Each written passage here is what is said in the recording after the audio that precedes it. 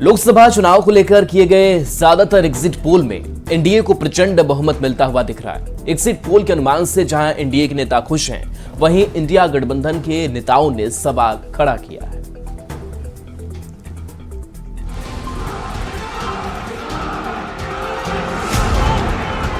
1 जून को 7वें चरण की वोटिंग हुई।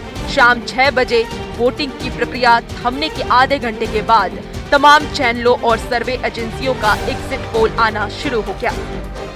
चंद घंटों के अंदर एग्जिट पोल के अनुमानों में ये साफ हो गया कि देश में एक बार फिर एनडीए की सरकार बनने जा रही है।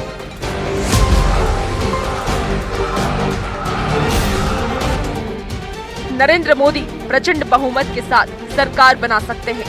कमोवेश सभी सर्वे एजेंसियों ने बीजेपी की बम्पर जीत का अनुमान लगाया, जिसके बाद बीजेपी खेमे में जश्न का माहौल है।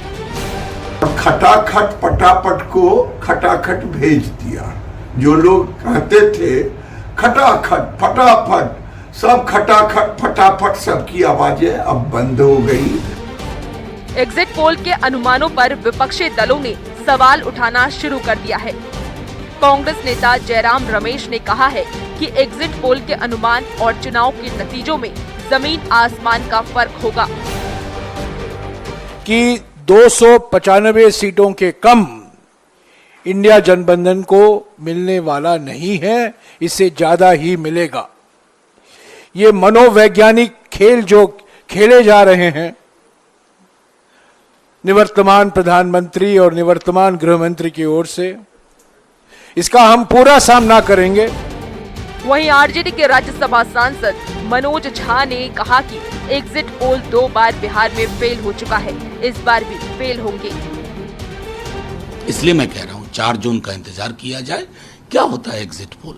बिहार के संदर्भ में 2 बार अब हमने देखा है, मुंह की खानी पड़ी सबको, तो वैसा ही कुछ होगा 4 जून। एग्जिट पोल पर कांग्रेस और आरजेडी जैसी पार्टियों की तरफ से उठाए जा रहे सवाल पर बीजेपी प्रवक्ता शहनवाज हुसैन ने तंज कसा है। शहनवाज हुसैन ने कहा है कि कांग्रेस नेता चुनाव नतीजों से पहले राहुल गांधी की फेस सेविंग में लगे हुए हैं।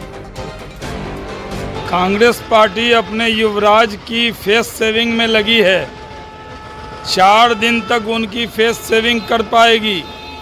4 तारीख तक ही 1 को वोटिंग हुआ। 3 दिन तक चर्चा में रहने के लिए उन्होंने इंडी अलायंस की बैठक की।